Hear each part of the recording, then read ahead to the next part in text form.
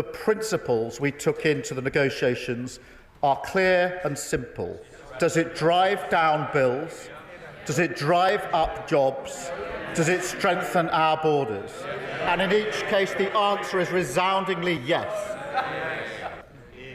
But, Mr. Speaker, I can already see that when it comes to this hat-trick of deals, it's our new partnership with the EU that they most want to talk about. And, Mr. Speaker, and given their abject failure to strike a deal with India or the US, I can't say I blame them.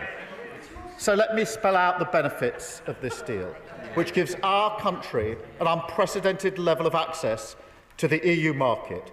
Mr. Speaker, the best access of any nation outside the EU or EFTA, strengthening our national security through our new security and defence partnership. Mr. Speaker, that paves the way for British defence firms to access the EU's €150 billion defence fund.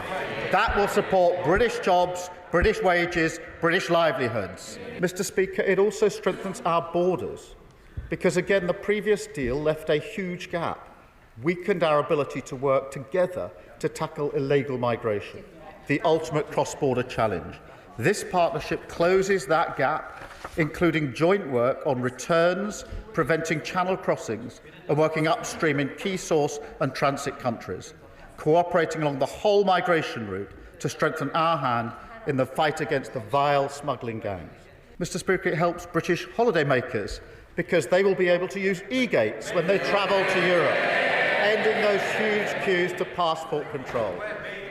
And it delivers for our young people because we're now on a path towards a controlled youth experience scheme with firm caps on numbers and visa controls. A relationship we have with so many countries around the world, some actually even set up by the party opposite.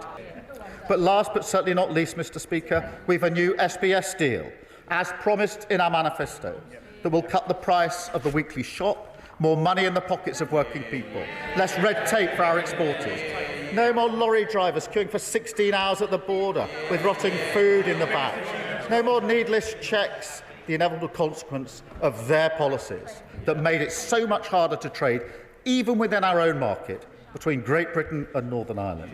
Because, Mr. Speaker, not only does our deal on fish provide stability, with no increase in the amount that EU vessels can catch in British waters, it also provides a new SPS agreement which slashes costs and red tape for our exports into the European market.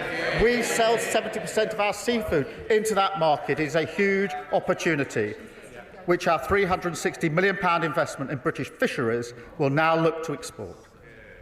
Mr. Speaker, the reaction to this deal from business has been absolutely clear. This new partnership has been backed, this isn't the full list, the Federation of Small Businesses, the CBI, the British Retail Consortium, Asda, Morrison's, Salmon Scotland, the Food and Drink Foundation, the British Chamber of Commerce, Ryanair, Vodafone, producers of meat, foil and poultry, and on it goes. And I wonder whether that long list of businesses coming out to support this deal will temper the reaction of the Leader of the Opposition in her response.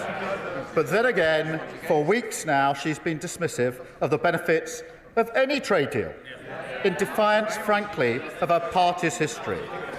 But it's not just them, it's also the member for Clacton, who's not here, the member for Kingston, who've both shown in their own ways that their parties simply do not get that if your whole approach to our allies is about striking a pose, then you don't get to strike a deal. And for years we were told it couldn't be done. What they meant was they couldn't do it.